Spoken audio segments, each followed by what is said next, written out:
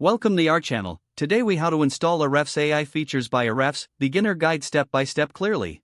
To install Ahrefs AI features, start by navigating to the Ahrefs website. Log in to your Ahrefs account. If you don't have an account, sign up for one to access the features. Once logged in, look for the dashboard. Locate the AI features section, usually highlighted in the main menu.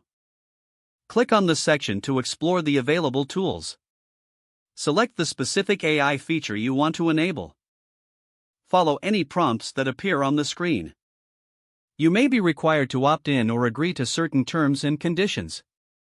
After agreeing, the feature should begin to activate. Wait for the installation process to complete. You will receive a notification when the feature is ready for use. Once activated, go back to the dashboard. You can now see the newly installed AI feature in your menu. Click on it to start using the tool. Explore its functionalities through the interface.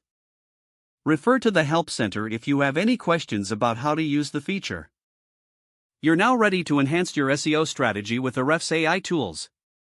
If the page does not load, refresh the browser or try again in a private or incognito window. Make sure you are using the correct email address, then retype it carefully to avoid small typos. If your password is not accepted, use the reset option and create a new strong password you can remember. Check your spam folder for verification or security emails, then complete any requested confirmation steps. Enable two-factor authentication if available to improve account security and reduce unauthorized access risk. After signing in, review your profile details so your contact information and settings are accurate and current. If you see an error message, note it down and try again after restarting your device and internet connection.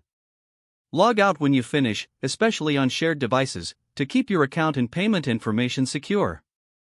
If the page does not load, refresh the browser or try again in a private or incognito window. Make sure you are using the correct email address, then retype it carefully to avoid small typos. Don't forget to like this video and subscribe to our channel for more step-by-step tech guides.